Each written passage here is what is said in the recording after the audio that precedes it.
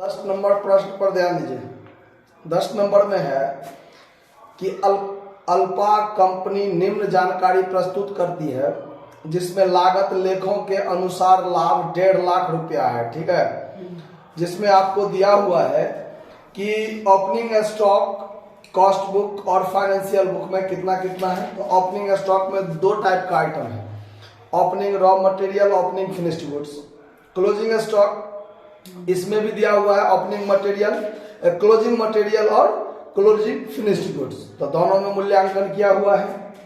उसके बाद और सारा आइटम है और आपको बताना है, इसमें कहता है निकालने के लिए कि लागत का समाधान विवरण तैयार करके वित्तीय लेखों के अनुसार लाभ बताइए।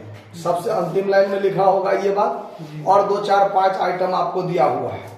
तो इसके आधार पर जब आप सवाल बनाना शुरू कीजिएगा तो profit as per cost book आपको सबसे पहले लिख लेना है कि कॉस्ट बुक के अनुसार हमारा जो प्रॉफिट है वो 1.5 लाख रुपया है। 1.5 लाख रुपया है और इसमें आपको एक लाइन से काम करना है। क्या सब? तो इसके लिए हमने आइटम का नाम लिखा है जिसमें आपको ओपनिंग मटेरियल। अब देखिए 1 नंबर पॉइंट में ओपनिंग मटेरियल दिया हुआ है जो आपको कॉस्ट बुक में है 10,000। कॉस्ट बुक में कितना? 10,000 और फाइनेंशियल बुक में 15,000। यही है ना। तो देखिए हम आप लोगों को बताए थे कि जब ये किसी चीज का ओपनिंग स्टॉक हो, ओपनिंग स्टॉक चाहे ओपनिंग स्टॉक मटेरियल का हो, चाहे WIP का हो, चाहे मान लीजिए फिनिश्ड गुड्स का हो, किसी भी चीज का ओपनिंग स्टॉक हो, तो ओपनिंग स्टॉक को हम लोग एक्सपेंस के नियम के अनुसार ले चलते हैं। खर्चा का नियम, कम है तो कम को कम करो, अधिक है तो जोड़ दो। और क्लोजिंग स्टॉक को आमदनी के नियम पर काम करते हैं कि कम है तो जोड़ दो और अधिक है तो घटा दो। तो इसमें ओपनिंग मटेरियल की जहां तक बात देखते हैं तो इसमें 10,000 है, इसमें 15,000 है। तो कॉस्ट बुक में 5,000 कम है, तो कम है तो क्या लिखेंगे? अंडर। इसमें खर्चा का नियम न फॉलो करना है, लेकिन खर्चा के लिए चार्ज शब्द का प्रयोग करते हैं और स्टॉक के लिए हम लोग वैल्यूएशन शब्द का प्रयोग करते हैं। तो under valuation of opening material in cost book. 5,000 कम है तो कम को क्या करो? कम करो। तो इसको लेस में लिखेंगे। ठीक है, कम को कम करो। उसके बाद है finished goods. Finished goods 2 number item में ओपनिंग फिनिश्ड गुड्स आप लोग समझ आइएगा, शॉर्टकट थोड़ा लिख दिए हैं। 18,000 16,000, इसमें है 18,000, इसमें है 16,000। तो कॉस्ट बुक में क्या है? जाना। तो ये तो है ओपनिंग स्टॉक ना, तो ये इसको खर्चा के नियम के अनुसार से अधिक है तो क्या करो? जोड़ दो। तो इसको ऐड में लिखेंगे क्या? तो over valuation of opening finished goods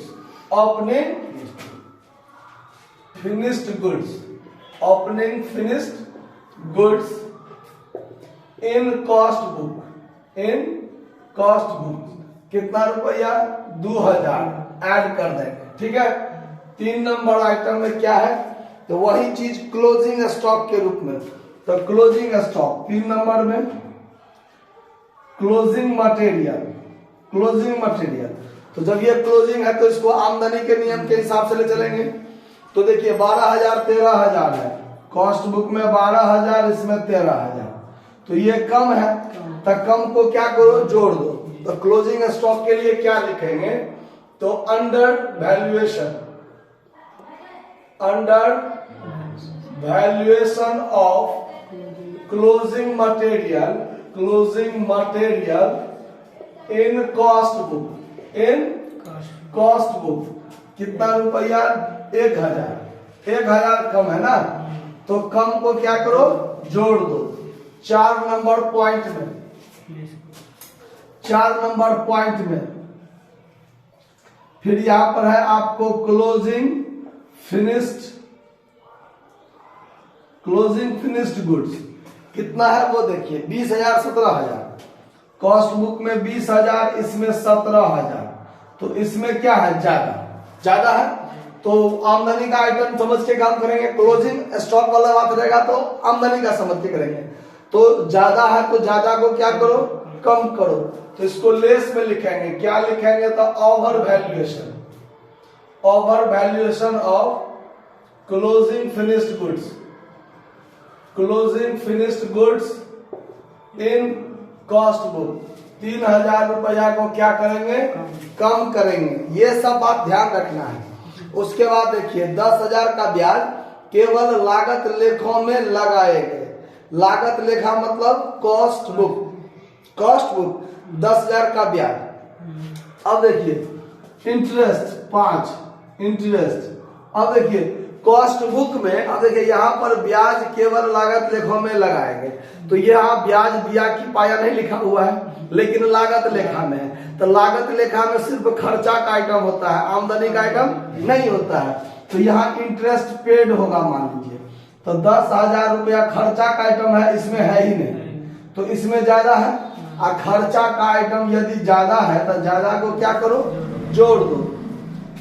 तो यहाँ क्या लिखेंगे देखिए, अब यहाँ पर यह बात ध्यान रखिए कि सिर्फ इसमें लिखा गया है और इसमें नहीं लिखा गया है, लिखा नहीं गया है। तो यहां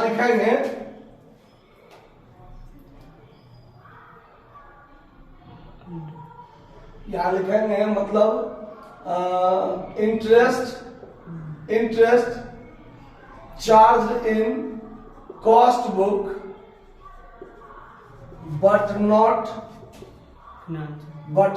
चार्ज इन फाइनेंशियल बुक। मतलब सिर्फ इसी में लिखा गया है लेकिन फाइनेंशियल बुक में नहीं लिखा गया, क्योंकि इसमें अगर दोनों में रहता है तब ना अंडर ओवर, अगर इसमें नहीं रहता तो नॉट चार्ज या नॉट रिकॉर्डेड ऐसा करके लिखते, लेकिन इसी में लिखा गया है उसमें लिख ले रहे हैं। तो तब क्या लिखेंगे expense charge in cost book but not charge in financial book, ऐसे लिखेंगे। तो जब इसी में है इसमें नहीं है तो इसमें ज्यादा है, तो ज्यादा को जोड़ दो, तो ज्यादा को जोड़ देंगे तो 10,000 क्या करेंगे जोड़ देंगे।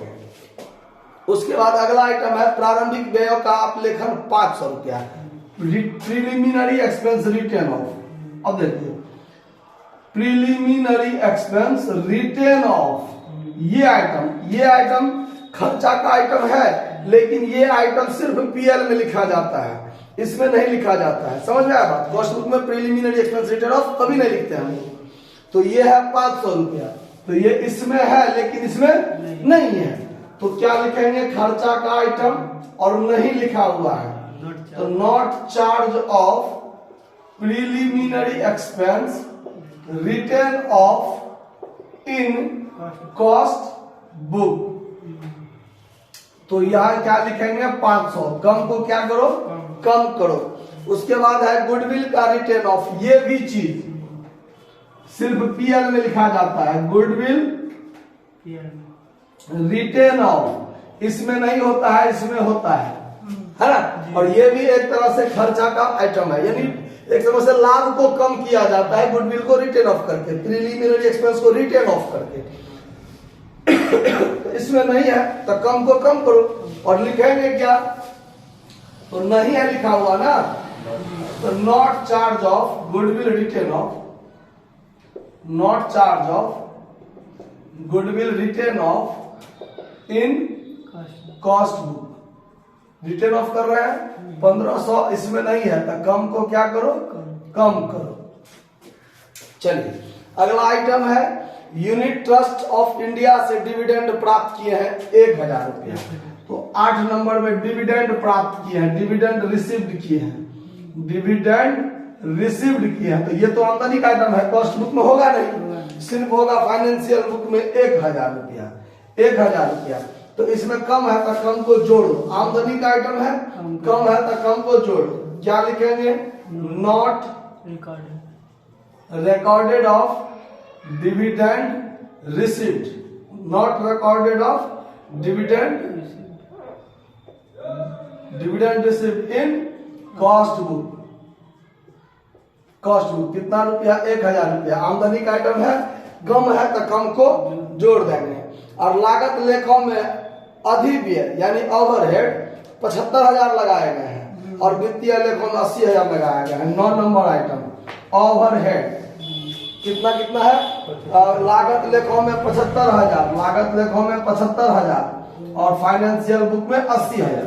तो ओवरहेड कॉस्ट बुक में क्या है, कम है, तो कम को कम करो, कम को कम करो। तो 9 में लिखेंगे under charge of overhead in cost book 5,000 क्या है, कम है, तो कम को कम करो। अब इसको जोड़ लीजिए और देखिए कि profit as per financial book होगा, profit as per financial book होगा। समझ में आया बात? तो कितना होगा फाइनेंशियल बुक, उस पर ध्यान दीजिए। अब इसको जोड़ घटाव कीजिए और जोड़ घटाव करके देखिए कितना होता है। ये हुआ 1.5 लाख, पहले 5,000 घटेगा, फिर प्लस होगा 2,000, प्लस होगा 1,000, फिर माइनस होगा 3,000, फिर प्लस होगा 10,000, माइनस 500, माइनस 1,500, प्लस 1,000 और प्लस में माइनस 5,000, तो 1,49,000।